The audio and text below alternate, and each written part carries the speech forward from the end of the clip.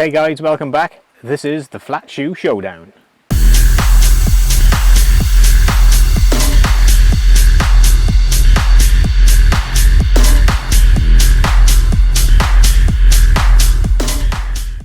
Along with your grips, your shoes are the biggest contact point between you and the bike. So it's pretty important to have the right shoe, not just for grip, but for comfort also. Now I've been looking for a shoe for a while now to replace these bad boys, the FiveTen Low Impact. These have been my go-to shoe for quite a few years, but there are drawbacks with these. Now they're fairly heavy, they soak up a lot of water. They're fairly deep in the sole as well, so you can feel a little bit disconnected from the pedal. Apart from that, they are a very grippy shoe and have been a good shoe. But is there anything out there that can beat these bad boys? We'll have a look. So I've been doing a bit of digging around, and these three shoes seem to be getting the better reviews.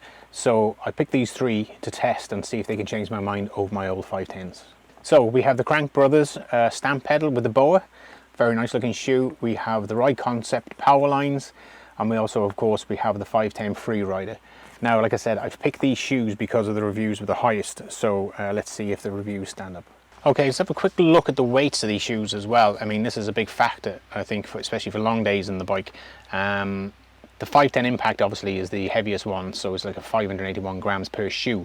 So the Ride Concept comes in at 468 grams, the Crankbrothers comes in at 395 grams, and the Freerider comes in at 351. So the heaviest and the lightest are made by the same brand. I make for that what you will. Now obviously the weight is all to do with the amount of padding and the thickness of the sole of these shoes, but you know the padding can also be a bit of a downside, especially if it gets wet. You know, they nearly double the weight and take so long to dry afterwards. So yeah, it's another loss on my old favourites, I'm afraid. Now, one thing I want to skip over here is all the materials and all the tech features of these shoes. I mean, you can easily find those online, so it'll save me ranting here for 10 to 15 minutes. So if you're a tech nerd and you want to see exactly what these are made of, you can look them up online. Okay, let's talk about the fit. Now, the FiveTen Low Impact is a really comfy shoe, so I'm going to be quite hard pushed to find a shoe that's going to be as comfortable, I think. But we'll have a look now. The Ride Concept is a comfy shoe. It's a little on the narrow side though, so you'd want to be on the narrower fit. I tried sizing up half size, but it didn't quite work for me. It felt a little bit sloppy, so we went back to the 9. Lovely shoe. You know, you tend to get the feel okay after a little while when you're walking around, but it's only when you put your foot into another shoe that you really notice that narrowness. So that's a little bit disappointing. Now the Crankbrothers shoe seems to suffer from the opposite. It feels a bit too roomy in the toe area. I tried to size down in these and it was too narrow, too tight. The shoe didn't fit at all. It was too short. So I put a thicker sock on and that seemed to work. But you know, you come summertime, you don't want to be wearing winter socks. So a little bit of a negative on that side. The boa system though is fantastic. It really does make the shoe wrap around your foot really well. So yeah, thumbs up on that. Now the Freerider Pro felt perfect. I mean, it was, yeah, as soon as you put your foot in, it was just like wearing an old pair of slippers. You know, it was great. Now it's probably because I've been using FiveTens anyway, but I can't see that being the major point of them being so comfortable, because they're a different design of shoe altogether. But yeah, they are perfect for size. Now looking at the sole of these shoes, the FiveTen Freerider is the same design as the FiveTen Impact. It's the round circles that's FiveTen have been known for many years. The Ride Concept shoe follows a similar design, but it uses hexagons instead of circles. Now the Crankbrothers shoe is designed around a stamp pedal. It has exactly the same pattern underneath, and it's designed to lock into that pedal. But Crankbrothers do say that it'll work very well on other flat pedals. For the test, we're using the Sam Hill Nuke-Proof Horizon pedals, probably the grippiest pedal on the planet as far as I'm concerned. Love them. Now on the bike, the Ride Concept shoe are a very grippy shoe, but they never felt quite right. They always felt a bit narrow, if that makes any sense at all. And after a little bit of time of descending and things, I started to get a little bit of fatigue in the foot. Now, I'm not sure if that's down to just because they felt a little bit tight, but they just didn't seem right. I just couldn't get a good foot placement on them at all. So it was a little bit, yeah, hit and miss with those guys. The Crankbrothers shoes, different story altogether. Lovely and comfy when you put them on and walk around, lovely and comfy when you start pedalling up the hills, but that's where the goodness ends, I'm afraid. As soon as you hit any chunky, chundry stuff, your feet get bounced off the pedals. They don't stay in place at all. Now, maybe this would be a different story if you were using the stamp pedal like they're designed to be used for, but Crankbrothers do say they are extremely grippy with any other flat pedal.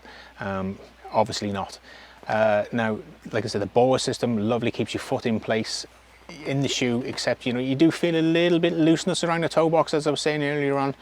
And actually getting your foot into position on the pedals is very, very easy, probably because they're not as grippy as any other shoe out there. The Freerider Pro, outstanding, super comfortable and super grippy. What else can I say? The lightest shoe on test. I didn't hold much hope for these, but they were unbelievable. Didn't get my foot bounced off once, and as soon as you put your foot into position, you were there. Absolutely outstanding.